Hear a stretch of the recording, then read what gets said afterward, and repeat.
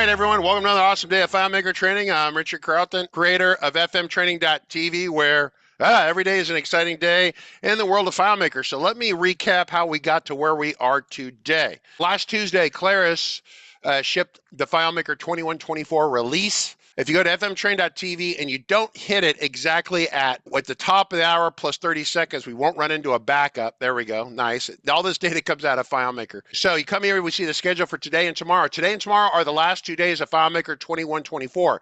We started last Tuesday. We've had Claris on the show for 2 days. We had Wim DeCourt on the show for 2 days from Soliant, covering security, things like that. Then we had 2 days of Vince Manano. And so then today and tomorrow is Corn Walker from Proof+Geist. Proof+Geist is another top shelf consultancy. They are really quite good. The top notable people in the community, you start to recognize names, Soliant, Beeswax, Proof+Geist, things like that. So those are the names that come out. So how did we get to where we are today? So Claris 2124 release. It's 2024 if you are marketing and sales. If you're a technical person, then it's version 21. There is Corn. Welcome, Corn. How are you? I'm doing well, thanks. He has been around the FileMaker community at least as long as I have, and probably one, and I mean this very seriously, one of the smartest people in the FileMaker community. And so having him on the show is a real treat for all of us. We're all going to get to learn something from today. My job is to kind of slow him down if he starts roaring really fast. And so what today is, so today and tomorrow we're doing JSON and transactions. Today is transactions. Is that what we're doing today? That's correct. All right, so let me tee this up a little bit. So if you're in the world of FileMaker, once again, you can watch us on YouTube, Twitch, and Discord. Transactions is something that we've always wrestled with the Claris FileMaker platform. It's something that Claris kind of decided they were going to pay attention to the last couple of years, and they started building features into the product where you could, in a script, you could interact with the database and not push all the saves forward. It was like a transaction. You either do it all at one point, roll it back. We've talked about that before. The other part of transactions, which is, I'm not a super fan of the way they're naming it because it is a transaction, but it's misleading to newer people, is this on window transaction trigger, which most people are using for audit related purposes. So most of you know about this, and Corn, you understand the confusion with that, right? Kind of one is one, and yeah, it's I share your confusion, but It is technically a transaction. I get all that, right? But right. but one is one. They're two very different things in the FileMaker platform. Yeah. So there was an update in 2124, and people are saying, "Oh, this is a really big deal. This is amazing." And I'm like, "Dude, I missed the memo on why this is a big deal." So, I think your job today is to educate us on why is it different, why is it great, and why should we care? I always ask people to come on the show, why should I care? Why should you care? Why did you miss it? Why is it great? Okay. Yes. I'm going to take those in order, perhaps. I'll first share why you missed it. Okay. I don't know if you do this, but I do this. I actually read all of the release notes for FileMaker Pro. Whenever there's a new release, I read the release notes, figure out what's changed in it. This is the entirety of what they said about the changes to transactions. I saw that, and I didn't see anything in there about this is amazing, this is explosive. I have to have this right. tomorrow. Yeah, right. Yep. You would be forgiven for just skipping over this. You're like, oh yeah, blah blah blah. I went, yeah. Oh yeah, whatever, and I kept going. Yeah, exactly. So this looks like no big deal. How can we actually say anything about this? So I think the problem, from my perspective, is that we're using the word transaction in the first place.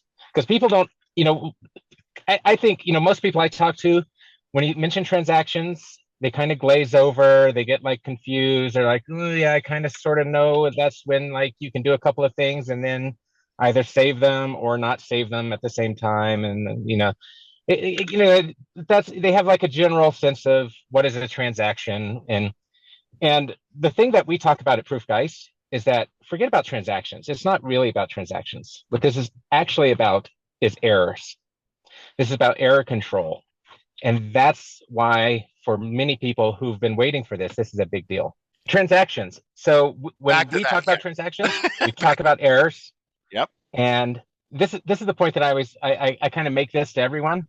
You don't care about transactions unless there's an error. Like you're going along, you're doing your stuff, your script is working. Transactions are meaningless. It doesn't matter until there's an error. Once there's an error, then the question is, oh crap, what do I do? Okay. Like if you've created a bunch of records, maybe you have to delete them. If you've deleted a record, maybe you have to undelete it. If you modified some records, maybe you have to unmodify them. And that gets kind of complicated because I didn't see an undelete function in FileMaker last time I checked. I don't know if that might be in 25 or We 2026 could or always something. hope, but yeah, that would be interesting. Yeah, so there's no undelete. Yes. No undelete yet. So that's where we get into transactions. So for anybody who hasn't actually checked them out, they came to us in FileMaker 19.6. They've actually been there all along since FileMaker 7, but not Kind, explicitly. kind of. Kind of. I mean, they've been there, but you had to have some voodoo knowledge that, you had to sell a little bit of your soul to understand it. There was probably 4 people who truly understood how transactions worked, at the beginning of that I know FileMaker it's release Todd cycle. and John Sindelar would talk about it, and you Yeah, may be yeah, part of that group too. So yeah. yeah. Yeah, I never talked to Todd about it, which is unfortunate because I feel like we both did a lot of work around this sort of independently. And if we Ah, had just collaborated, we, oh. could have saved us both some time. This is error control or error management. Okay. So this is all about error control. So I'm going to just create a new file because I like a nice brand new file. Let's go with contacts. I'm going to create a new contacts file. All right, good. So brand new file. I see this. Okay, Brand new good. file, contacts. So if I create a new record here, we all know how to do that. We click new record, Mm-hmm. put a title, Mrs. Joanne Smith. Right? Great. No problem. Everything's fine. I can create another new record. This one here is going to be Mr. John Smith. So there's a couple of places where errors start to show up. One of them is when we start to have things like validation. So if I say, all of my new contacts have to have a last name. So I'm going to go to manage database. I'm going to look at my last name here. And I'm going to add some validation to this. I'm going to say this can't be empty. I got to have a last name. Okay. So now if I create a new record and I say, oh, I want this person, they don't have a title. I'm just going to make it Madonna. Maybe I'll add a photo even. I'm going to insert a picture here. That's fine. Resources. Here's Madonna. Ah. There. So now I've got a record with Madonna. Great. Now I'm going to make a new contact. This is going to be awesome. So I will create a new record here. And here's the first thing. Yeah. So last name is required to have a value in here. And now it's asking you, allow this field to remain empty. Yes, no, revert record. And we all know what these options do. If I say yes, it's going to be fine. If I say no, it's going to stick me back in here. And I'm going to say, oh, but Madonna doesn't have a last name. But I'm going to give her a job title of singer. And then I'm going to go and create my new record. And I still get this thing here. And then I say, well, actually, I want to revert record. And it says revert all changes. What's going to happen here is if I revert this, Madonna goes away. Yeah. So it actually wasn't created, or was it? So I have this new record that I created, but now it's blank. Now, if you can imagine that we're doing this in a script and you get that state, so I have a script here. I don't have a new thing. I create a new script here, new contact. And it creates a new record, pauses for the user to do some stuff. And then, I don't know, maybe it goes to another layout. So I can enter some more information for this contact, or maybe I want to go to the list view. So one of the things that happens when you are working with scripts is that you still have errors there. And I've seen a lot of scripts over my years where, the script is essentially doing the same thing that I'm doing here. It's typing, but it's just kind of blazing ahead. So if I insert my picture again, I choose my Madonna picture. If you can imagine the script doing this, right? Then what happens when that script encounters an error? And typically what happens is, well, I don't know, because a lot of times what I see in scripts, so if I click new record here, I'm still going to get this thing. This time I'm going to say yes. I'm going to let that be empty with my new record. What I see in a lot of scripts is people do this. They're like, oh, I don't want my user to get that message. Here I'm we go. going to type set error capture on. Right? Yeah. Put that at the top. Yeah. set error capture on. Great. Now I can save that. Oh, I forgot to show that script in the menu. So now when I want to create my new contact, it does this. It creates my new record. I type in, I don't have a good picture of Richard Carlton, unfortunately. Yeah, you don't want to break your computer. So now you can see here my script is paused. I hit continue. That's fine. Richard has a last name. Everything's great. If I go back here, create my new record again, oh, I want to delete this record that I created. Now I go back, wait, what happened? I don't know what's happened. Like you're going through and your scripts can be doing the same thing. So did I delete Richard? Who did I delete? Like, I don't know. Oh, there's Richard. He's right here at the beginning. So now I'm going to use my script. I'm going to create that new contact with this script. This time, I've decided I'm going to go by a singular. I'll be Professor Corn. It's the Corn. The Oh, Corn. the Corn. Big Professor argument. the Corn. Now I'm going to continue my script here. And voila, I didn't get any error message this time. Great. But I'm also not on my list view. And so this is I think the first thing with transactions is when you think about this, you have to think about, well, what are you actually doing in your script? So here, when I look at this, I've set my error capture on, but I'm not actually trapping for any errors. I created a new record. I paused for some data entry. I went to a layout, except I didn't go to a layout because it didn't actually work. Now, here's my question. And I asked this of everybody. Which script steps cannot throw an error? And this stumps a lot of people. Yeah, there are quite a few that don't, right? But there are a few. I don't know if it's quite a few, but there are a few that don't throw an error. What the rule of thumb is what? It's if it's an action, right? If it's trying to actively do something, right? So if it's pretty much doing anything, yeah. So a comment that doesn't throw an error. nope. But there are things that can throw errors. Now, it turns out that a lot of things can throw errors. I've heard one person say, like set variable. That doesn't throw an error. And it's like, well, technically it can throw an error, but the type of error that it throws, you're already hosed anyway. It's usually like you're out of memory or you're. Yeah. I was going to say set variables and like that. Yeah. Yeah, it's one of those things where if you're getting an error on your set variable step, it's too late. Yeah. The computer. Pretty much any other step, especially any other step that interacts with the database, can throw an error. So let's say I had, instead of doing this interactively, I have a new script that's going to do new contact again.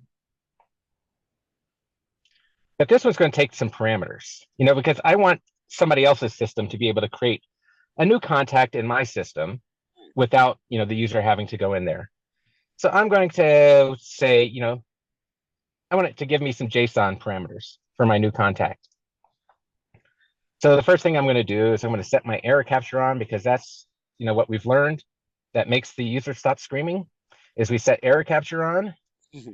And then I'm going to set a variable to get my script parameters. Now, I'm sure everybody who's watching this is using JSON for their script parameters. We don't have to actually talk about why you should only be using JSON.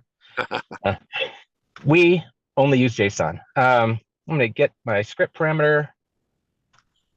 Now, for my script parameter, usually, I want to take all of the things that for me creating my record. So I'm going to break that out. So like, I'm going to need a first name. And you do this, right? You don't bother using the calculation engine to write your JSON because it's perfect every time. And yeah, I was impressed. You did that perfectly. Nice job. So I'll do my last name the same way, and specify here. Yeah, I still have done a lot of this with the old XML style, but JSON is the newer version of this. So yeah, I like JSON just because it's native.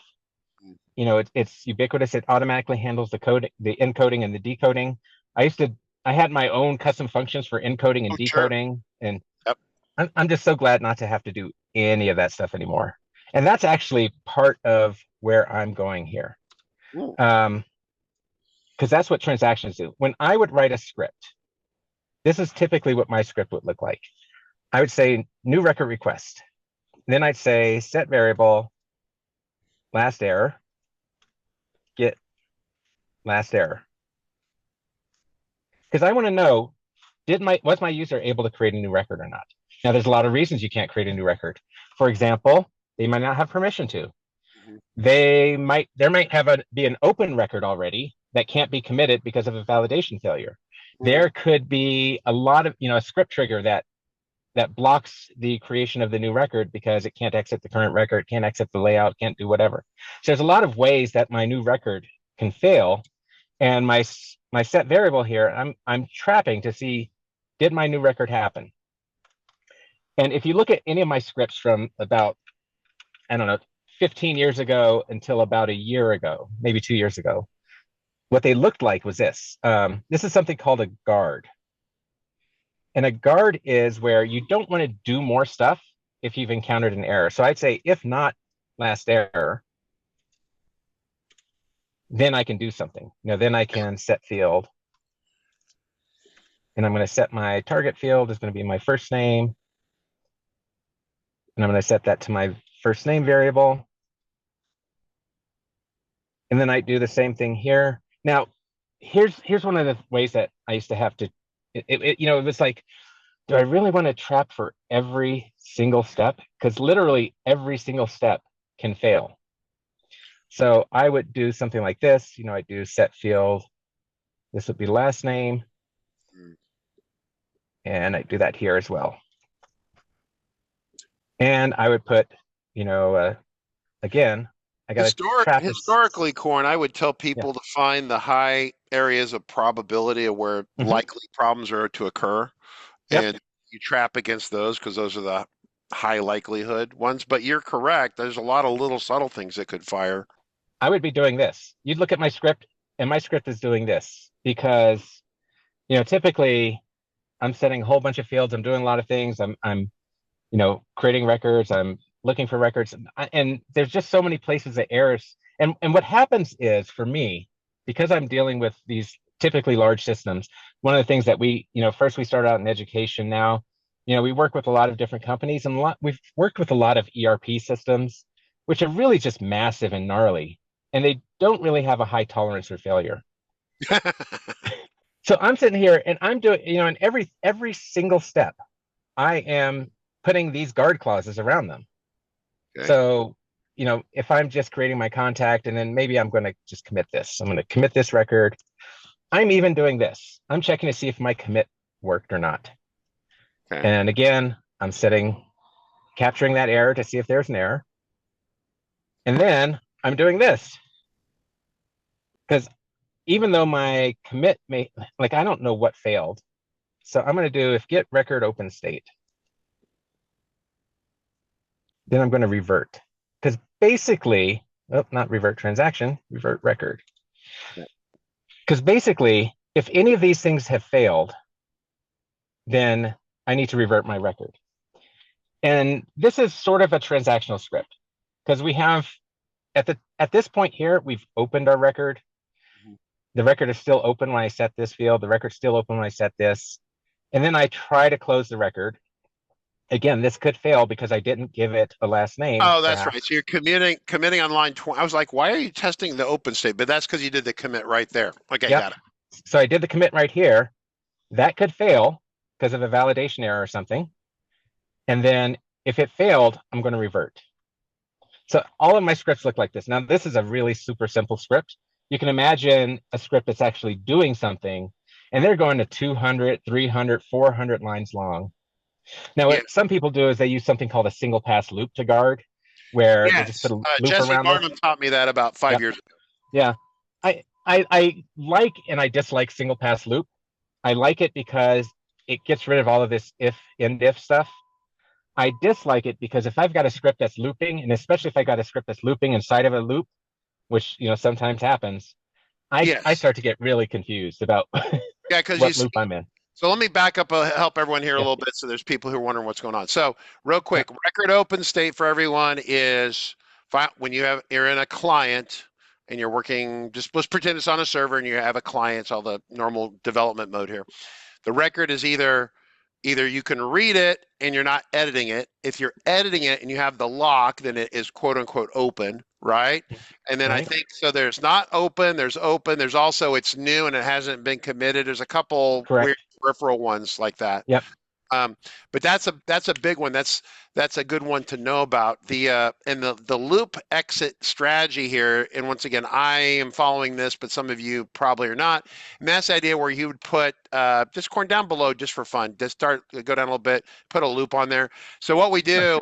It's called he's called a single pass loop, and the idea is that you're going to go through the loop once and once only.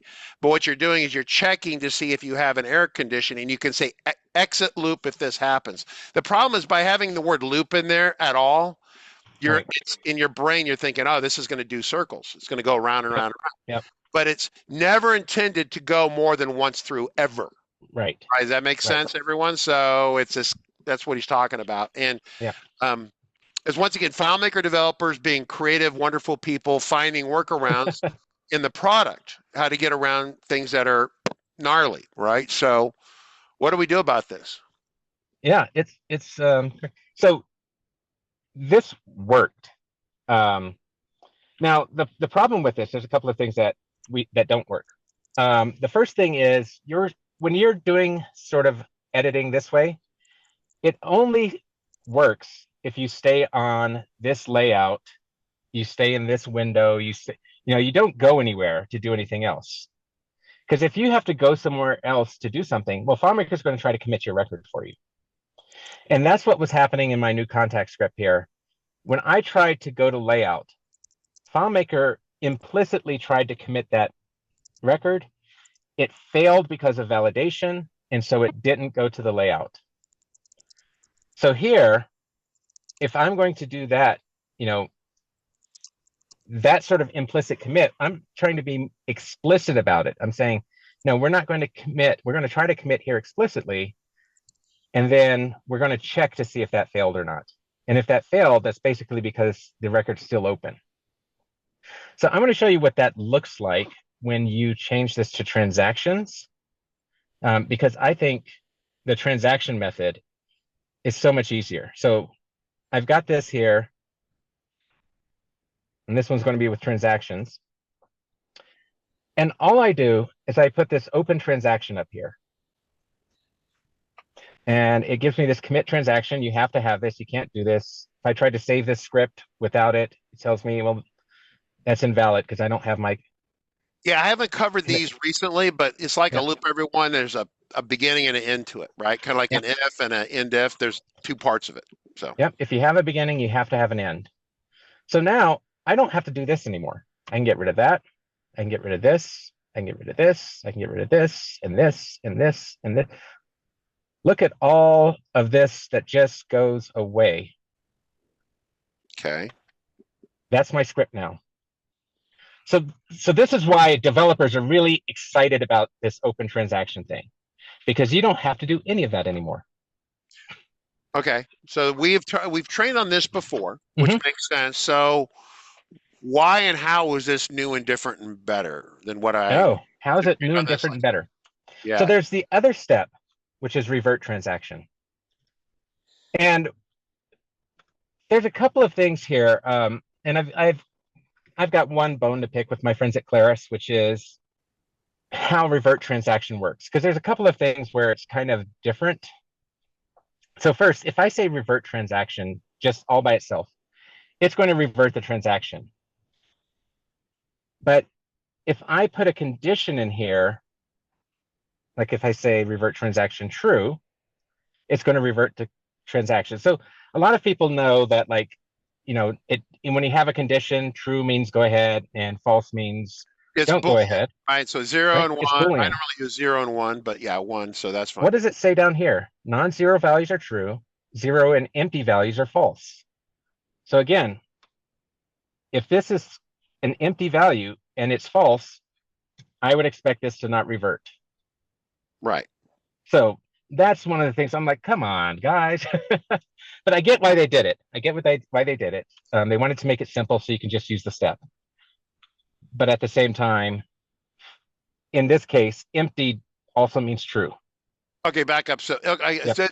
okay, I've run into this before when I teach about triggers, pre-triggers, right? Hmm. And you pass a script result back. It has that also that kind of semi-counterintuitive thing where if you pass it back, it's exactly the same as this. So if you Yeah. say pass back a script result that's one, I think that means I can't remember what it is, but it's inverted Yeah. to what you think it should be It's if you leave it blank, exactly. right? Yep. And I've had many a coronary on live TV with that. Um, what it was is that they didn't want to break people's brains with it, I guess, is what Yes. it was. But it causes trainers like us to Yeah. freak out. So yes, I get Yeah, that's the same thing. And so like when I have my scripts, so you can imagine I have my scripts here when I was doing this the old way. One of the things I do is I do exit script. And I would pass back up my last error value. Because if you were calling this, I want you to know, did this succeed or fail? And if yep. there was an error, like you could go and you say, oh yeah, the result of that script was an error, so it didn't actually create the record.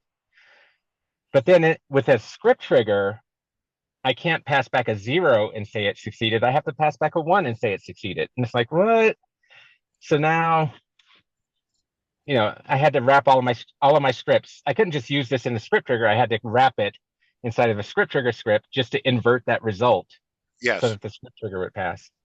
So that's the same thing with this revert transaction. It's another thing where they wanted to make it easy. Like if you just put in revert, it reverts. They didn't want people to say like, I put in revert and it's not doing anything. It's not working. So Okay. I get that. The other thing with this, so you can put in a condition and I can say like, is empty the last name field, right? So I'm going to put it, so now maybe I don't actually need that validation at the field schema level. I can do this in my script. Yeah, I was letting you go, but we have it's a felony no-no to people to use the validation tab in the define schema. Yep, People do that. exactly. I have to slap their wrists and say, "Don't."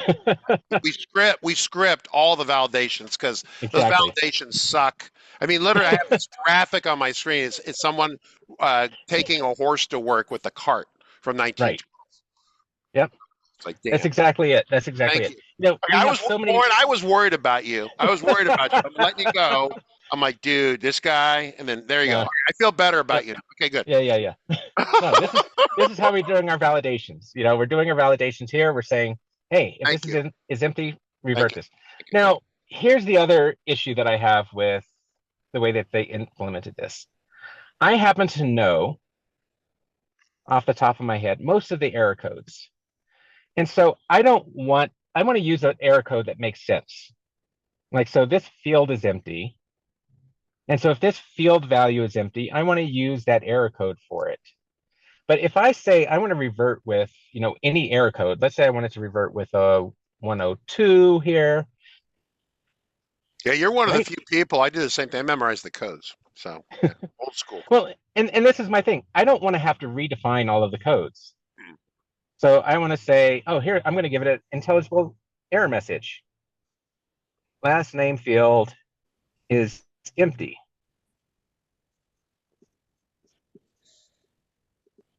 Yeah, Okay. minus 20 points to Gryffindor. Okay, there we go. I was thinking, great, I can do this. I can set this error message back. And now I'm going to show you my debugger when I run this, because this is going to be, I haven't passed any variables to this or anything, Okay. but I'm going to show you my debugger. This is going to go through here.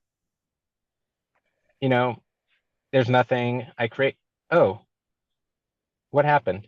Yeah. So I didn't even get into my script, because if you recall, I had created a new record, Professor the Corn, that was never committed, right?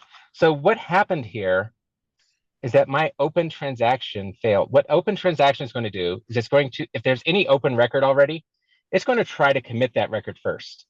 Because you can't have this sort of mixed state where you have an open record and an open transaction, but that record was opened outside of the transaction. So that's the first thing. You have to actually, be aware that errors can happen at any point in your script. So I'm going to go here. I'm going to revert this record because I don't need that record there. I'm going to revert it there. I'm back to looking at Madonna. Don't have to look at me. Now But I she's can go still back to going to my, generate an error if you did. Yeah. Okay. what's that? She'll if we edit that record and then commit again, it'll trigger on her too. Right. Yeah. If we edit that record and then commit, we'll do that too. So I'm going to go back to my debugger. I'm going to go here now. I try to open my transaction. Hooray! It passed. So Record. that's the first place where it could actually fail here. Then I'm going to do my new record request. I created my new record. I don't have any values in there. You can look here because I didn't pass any JSON. This is just JSON garbage. Okay. But now this is going to actually work because it has garbage. You know, last name was not empty. If I go back, I'm going to edit my script because I want to make this actually fail. Instead of getting it from the parameter, maybe I'm just going to hard code something in here for this.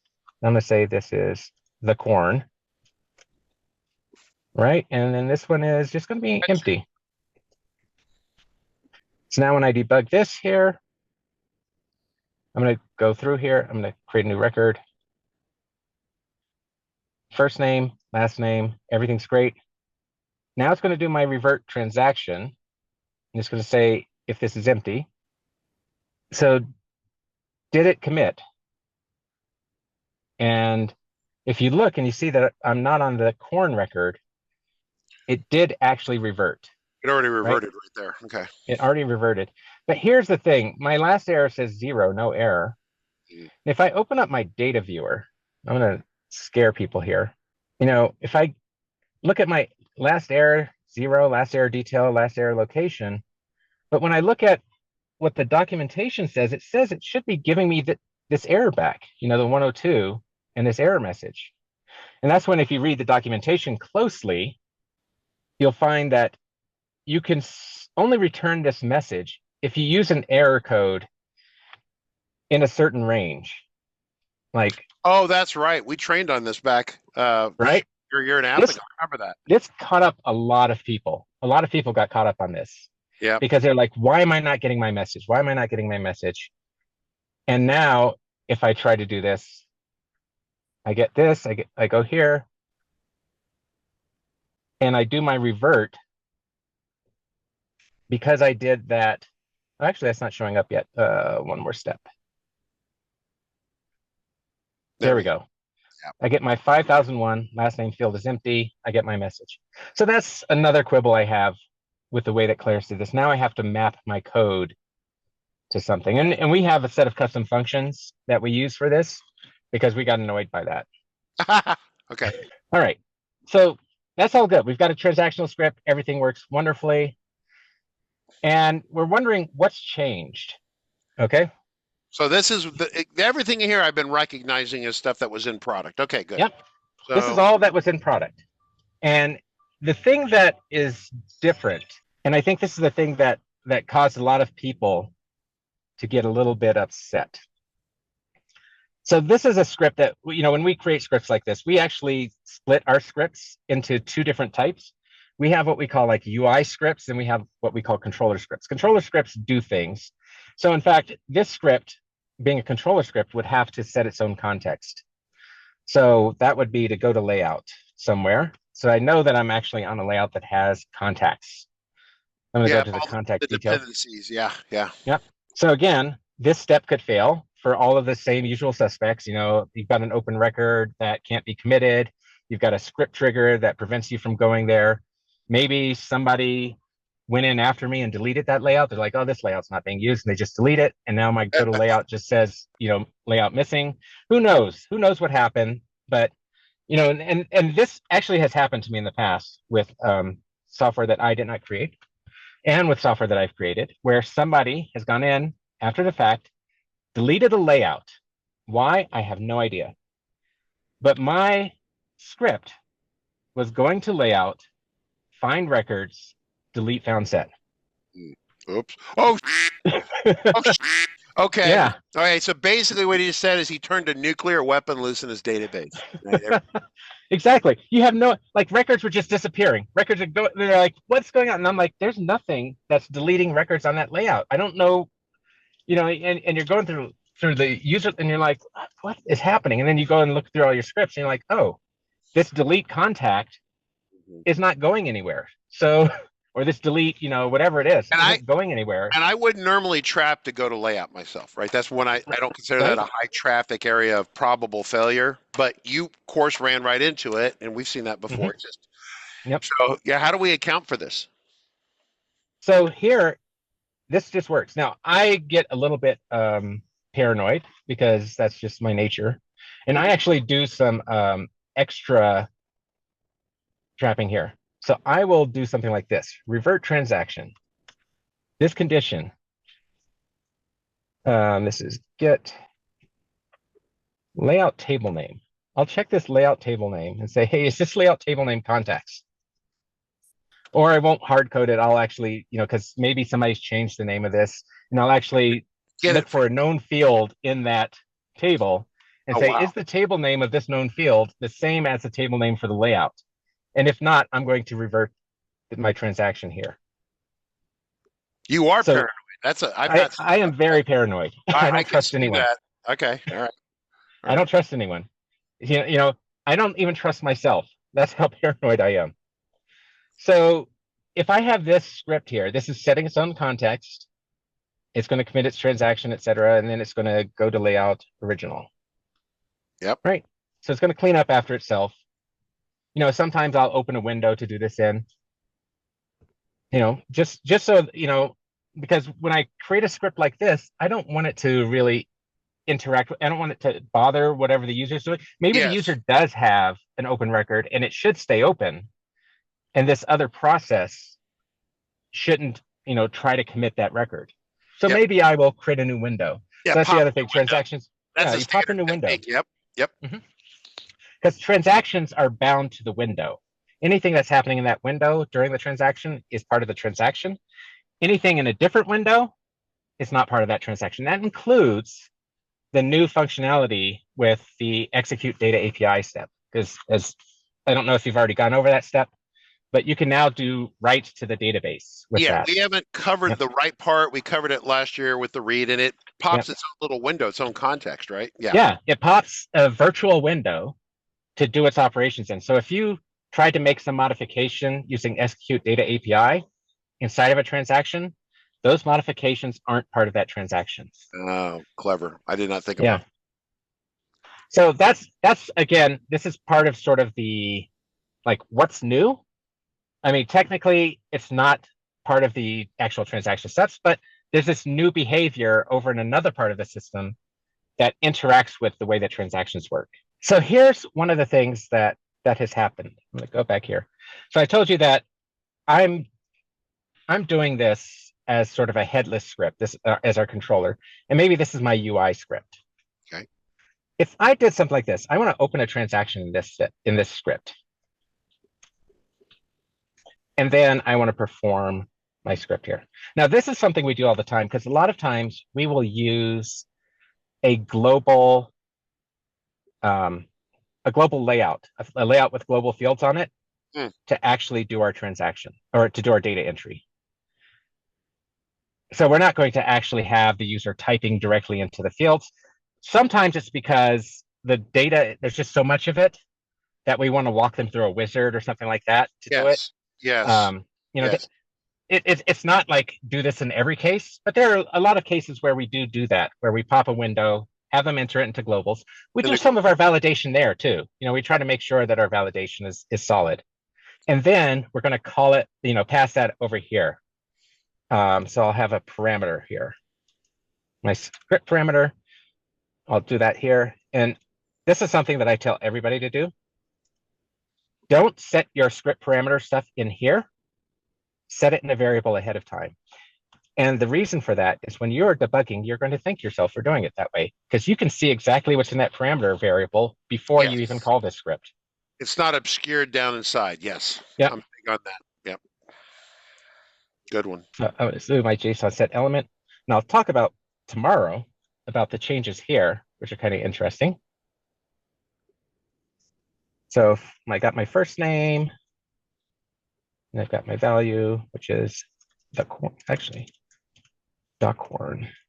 Duckhorn. Okay. Okay. And then I'm going to have my last name here. You didn't catch me missing that bracket. I saw that over there missing, Okay. and I'm like, what's he doing? But I'm not a JSON ninja like you are, so I figured it would go somewhere. Okay. So I've set my parameter here. I'm calling my script, right?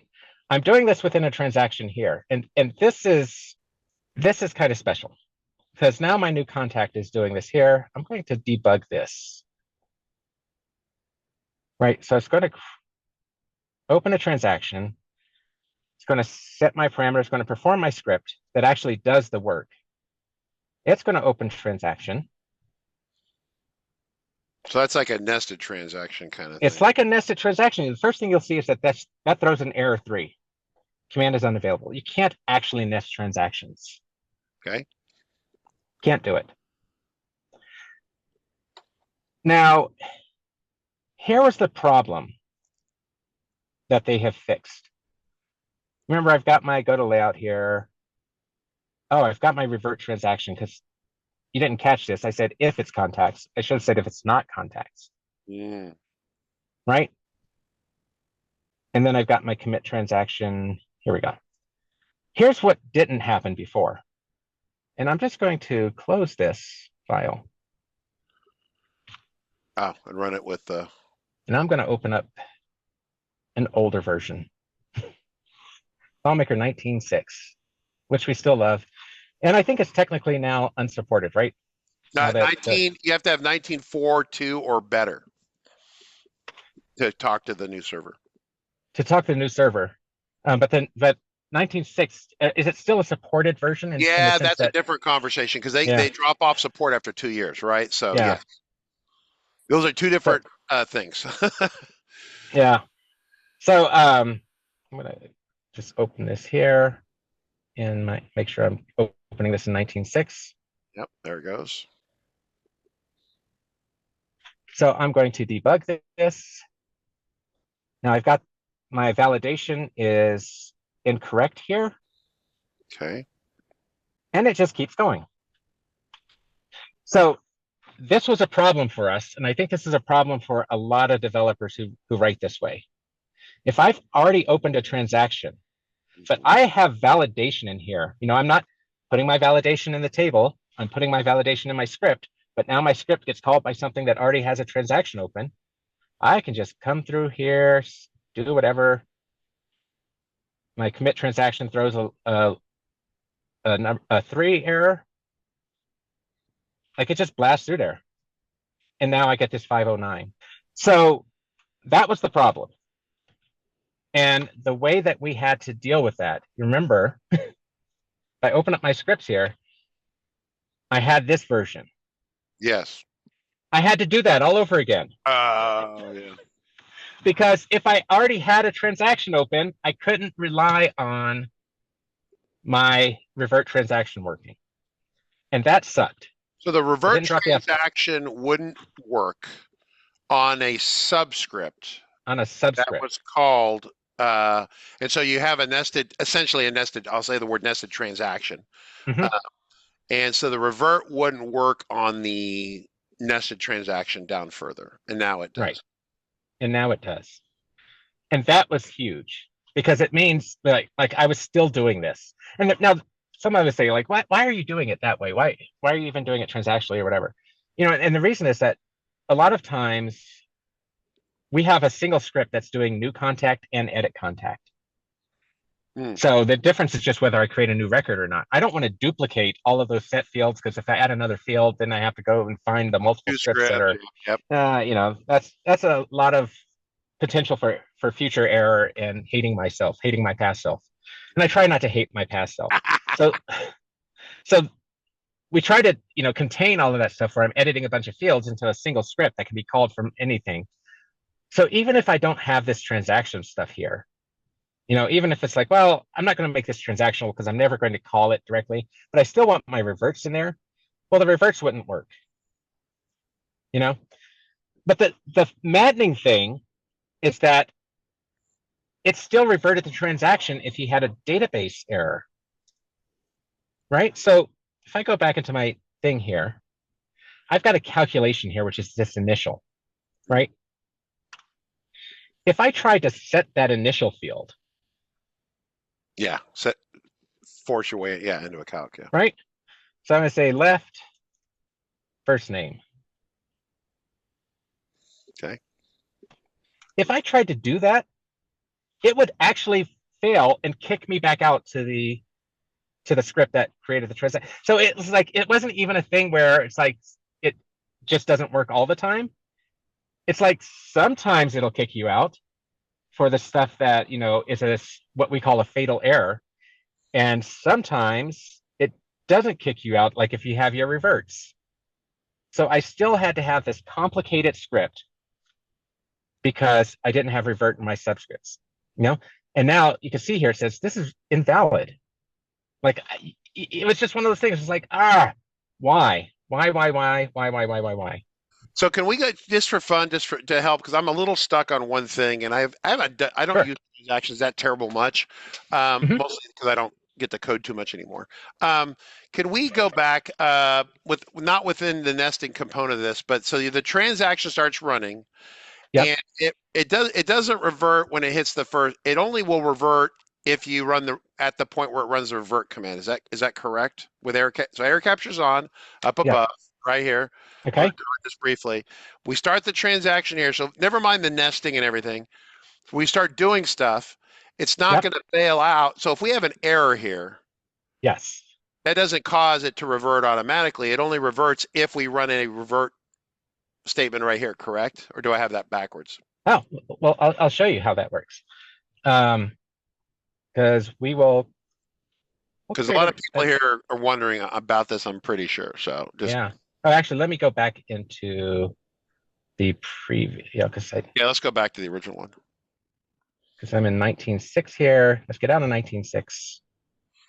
I can appreciate the bug, and you have to be a heavy user of transactions for this to be a thing. But the advanced developers, that's what they do, right? And if you're doing this all day, so and this is what all of our junior developers at Proof+Geist, we train them to do this. We're training them to use transactions because we don't want phone calls. Like the whole point is to avoid phone calls saying, "Hey, can you restore our database from a backup because something went wrong and all of my invoices are gone." Gordon, we have this is the emergency phone. We do discuss this at great length. I don't know if you can see that or not. So for those of you who know what an original red phone is, yes, you get a call from the president. So yes, yeah, I don't want that. So let's say I did have a new layout here. Get out of my go here. I'm going to go into layout mode. I'm going to create a new layout. Because typically, we wouldn't have all of this stuff here if, for our transaction thing here. In fact, I would have nothing on here. A lot of times when I'm creating layouts like this, all I have is a big word in the middle that says processing. Yes.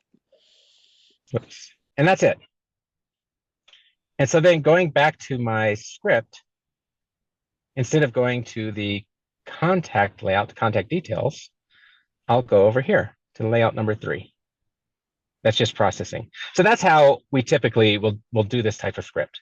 Okay. Now, the question is, well, if I didn't have this revert here, let me fix this so that it's correct. If it's not contacts, so if I didn't have this, what would happen? Well, I've done that. I'm going to go into my manage layouts and I'll say, oh, who added layout 3? That must have been a mistake. Let me delete that. I could tell you're sore about this specific issue. What? No. I don't have any sort of grudge that I'm holding about this at all. Nothing at all. And I go through here and I do my script and I go here and you'll see a 105. So it didn't exit automatically. Okay. Didn't exit automatically. But right?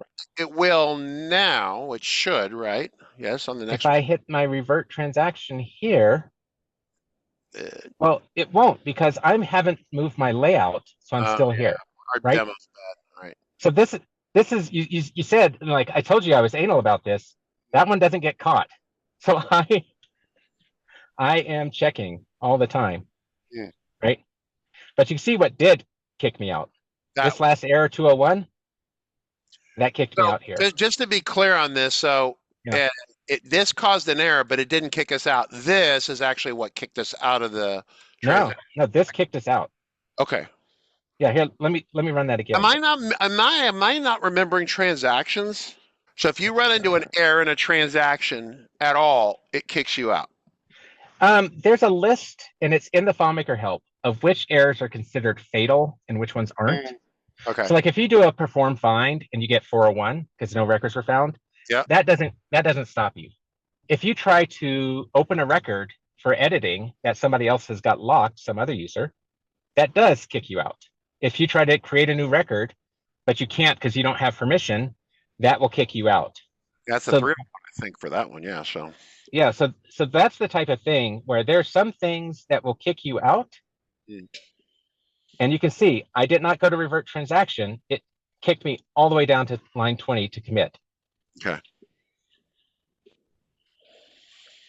But the difference with this release of FileMaker is that if you are calling a subscript that has a transaction in it, which would kind of imply a nested transaction, but that's not. It's just not.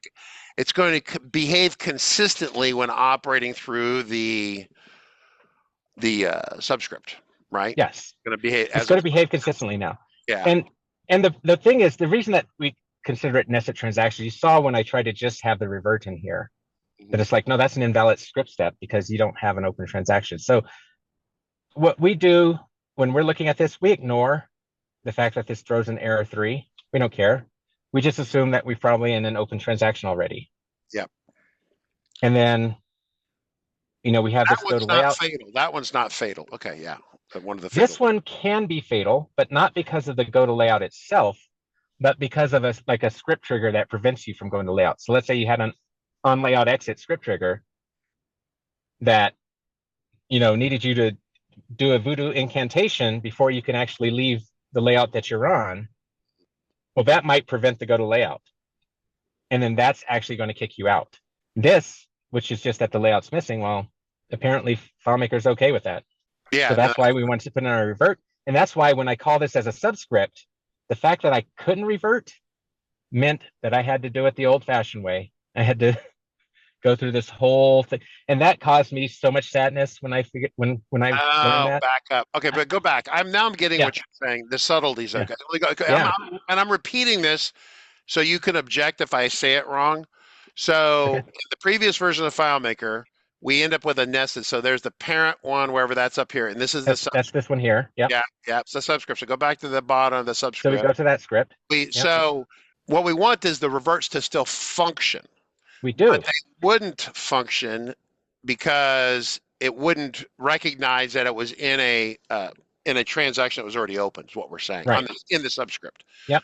Okay. Yeah. So this thing here, because like you, when we say we want to put all of our validation into the script, we don't want it scattered across the database. Yeah. And also, there's more than just database validation. There's business logic validation. Oh, yes. That has nothing to do with your database structure and has everything to do with the rules of the system that you're building.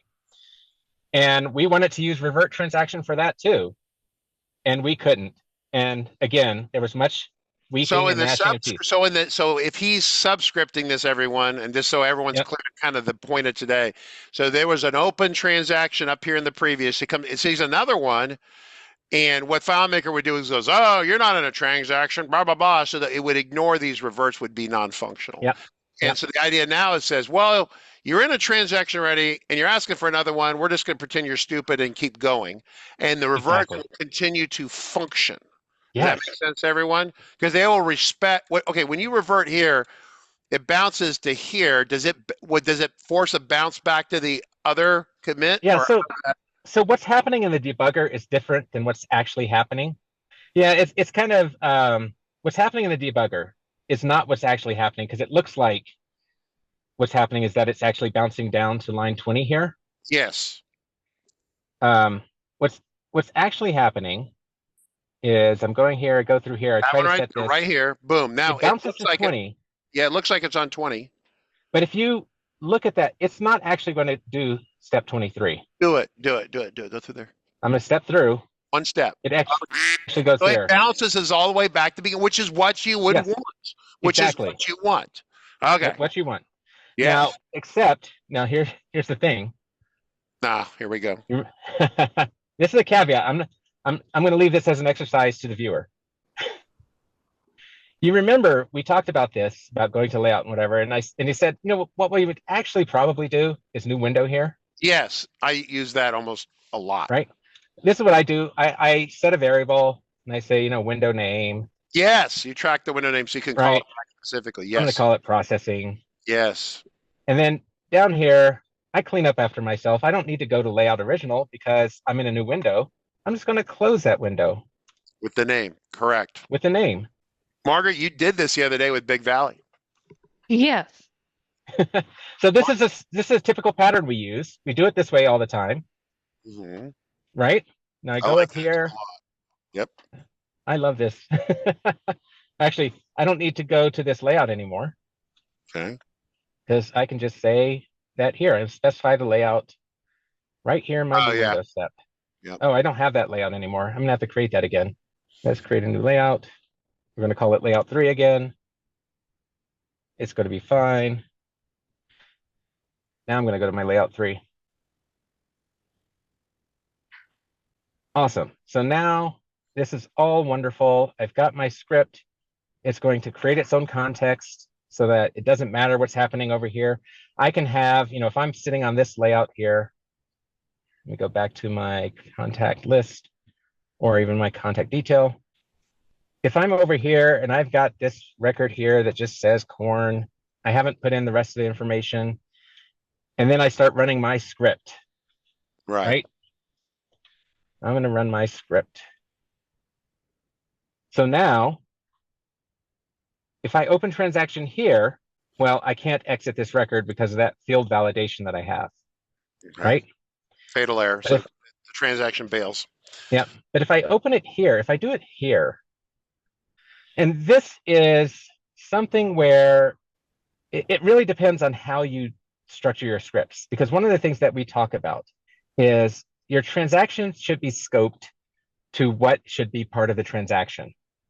So you may not want absolutely everything in the transaction, right? So if I'm running this, this will also, bounce out because I can't commit that record, right? So I'm going to go up here. I'm going to revert that. Great. Now I think I know what's going to happen. This is not good. So keep going. So I'm going to call my script here now. I'm going to go through here. There's no open record, so I'm fine. I'm going to set my window name. I'm going to create my new window. I'm going to, that's fine. Everything. I set this. I bounce out of here. Okay. Field cannot be modified. So now what happened? Right? So you'll remember, like you would expect that to fail, right? But back, is the new window inside or outside the transaction? The new window is inside the transaction. So then we go, oh, right. I'm stupid. I can't do that. I have to do this. Yes, that's what I have to put my transaction here. Because once I created that new window, it's no longer inside the transaction. Right. And I'm like, oh gosh, I was such an idiot. Let me fix that now. I've got this contacts to revert record. I'm going to revert that. Thank God that I was paying attention to things. Now I'm going to debug this. Now this is going to work. I go over here. I got my script parameter. Everything's working fine. You've got two transactions running two different windows, right? I've got two transactions now. Again, so I can step through this again. And it's like, oh gosh darn it, I thought I fixed this. So once again, I have this window open. I have to revert this record. I have to close the window. Let's see, another time. I'm going to do it again this way. This time I'm going to do it right. Let's say I'm just going to call this script directly. I'm going to forget about having another transaction. I'm just going to there's only one transaction here. I don't have to worry about any of this stuff. This is going to work this time. Sure, new window. It's absolutely going to work. I got my new window. Yep. Now I open my transaction. It's fine. I create my new record. I get here. Okay. And now I can close my window still. But you can see if I was in another transaction. Oh, my window's missing. I must have misspelled something there. Yeah. You're supposed to catch me on that. I didn't see it. I was expecting the window to close, and I didn't see what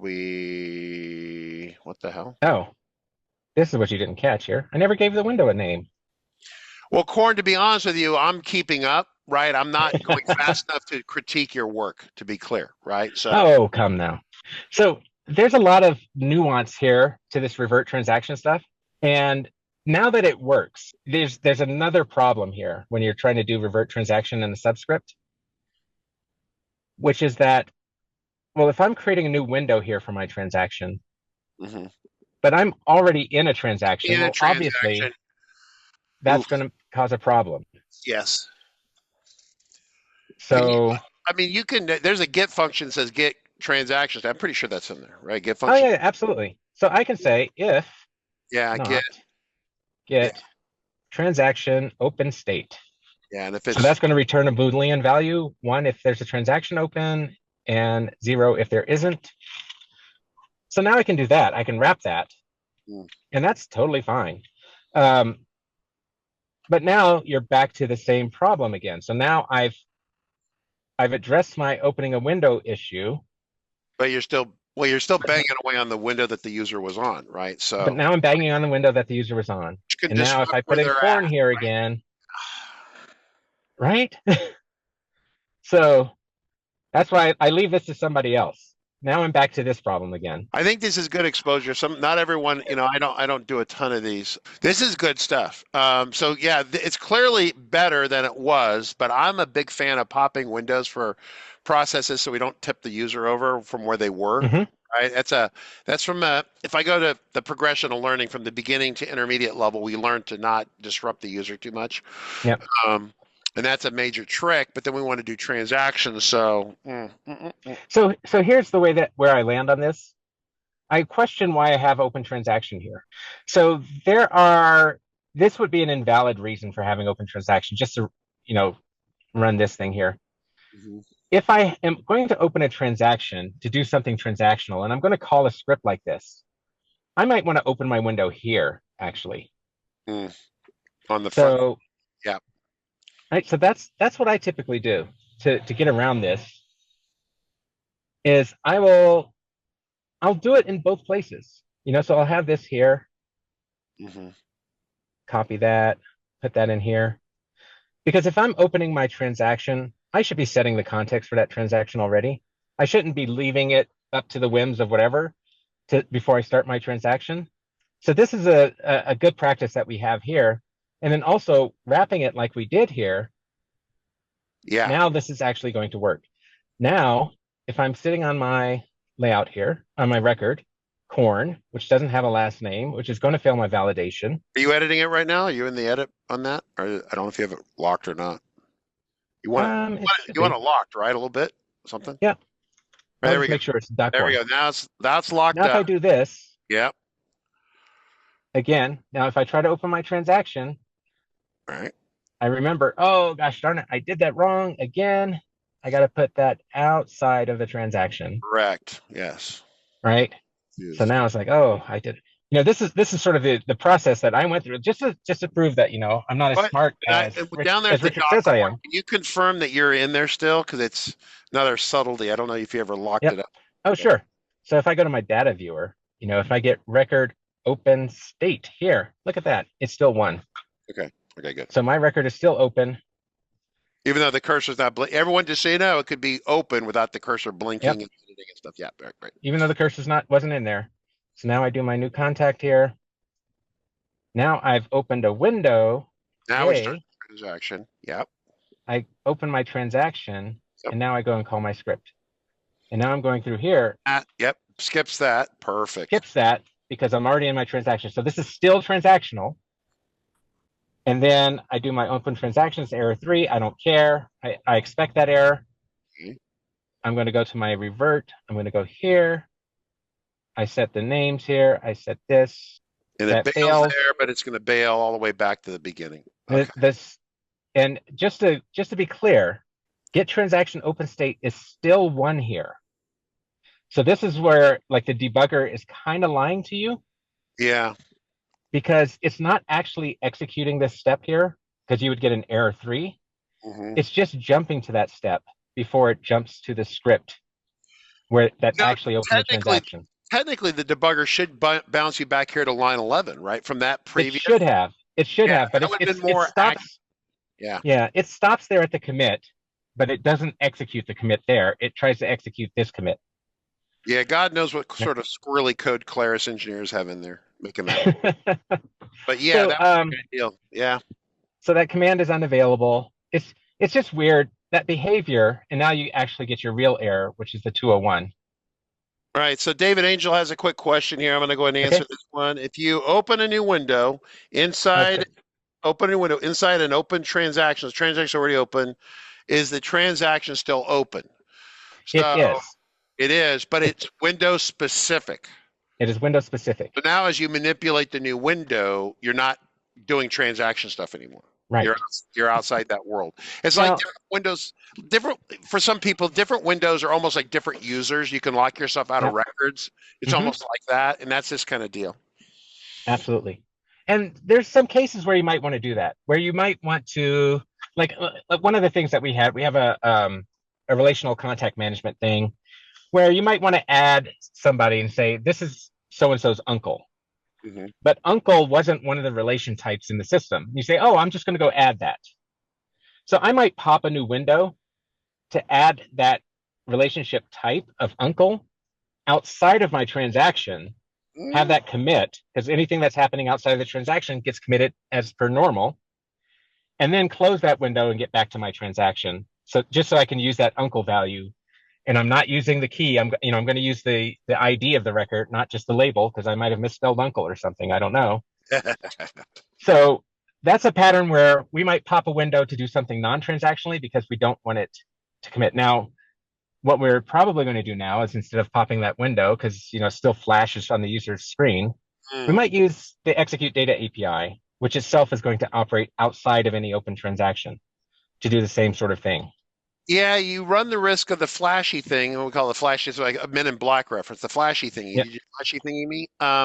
And so normally if it happens fast, it doesn't necessarily flash. Are you seeing a lot of flashing these days still? If it, When it depends because a lot of times when we're doing some of this transaction stuff, what we're doing is this: when we're opening this window, the window style that we typically prefer is the card window. yeah, but that puts certain guardrails up when you do that. Yep. And that's why, because if a process ends up taking a little bit of time, I don't want the user, like the user can't continue. They have to wait for my process. Okay. But I want to sort of show them like, hey, we're running in a process. And again, remember that layout is going to have a big word processing on it. Processing on it. Okay. Yeah. So I might flash that window up and then pull it down. And I don't want to do like in a lot of excessive flashing, because if you have a card window up, you can't open another card window. You have to open up a document window. And then that's what causes the flash. Yeah. And Yeah. Jesse was asking, can you open up a window into a hidden position and work against it that way? And that's kind I of mean, sure. that's what we kind of used to do. Mike says, I never do that. Haven't tried. Yeah, it's you do negative like the coordinates of the window negative 1,000, negative 1,000. Like people do all kinds of things. All of those same tricks still work. And if you've been following like what we've been doing at Proof+Geist, you'll know that in our previous framework, Carbon, we had a whole transactional model. It was hella complicated. It was super complicated. And it was really, there was like a big cognitive load that you had to have there. There was a big sort of like, do I want to do this transactionally? Because you had to do a lot of work if you're going to do this transactionally. You had to create a special layout. You had to use all these relationships on your graph to get to records so that you could, modify multiple records or delete. Like, and anybody who's gone through the transaction training knows now that inside of a transaction, you can do a lot of stuff now. You can do replace records across your entire found set. You can do imports, and all of that can be rolled back now. And to do that before, like if I wanted to be able to roll back an import, I had to do that transactionally the old way. That meant I had to import into a temp table. I had to parse Yes. that temp table. I had Yes. to go through my relationships to set those records and, set key, clear key, create a new record. I had to do all of that work. And now it's just literally open transaction, import records. commit transaction. I mean, that's why I'm excited about this. And that's why I'm excited about now that the subscripts can do revert. Now I can have all of my validation in scripts. I don't have to like have this hodgepodge system of the validation being in the table definition because I can't count on it because it's a subscript potentially. And all of that now just works. And that's exciting to me. It makes my scripts so much simpler now. Yes.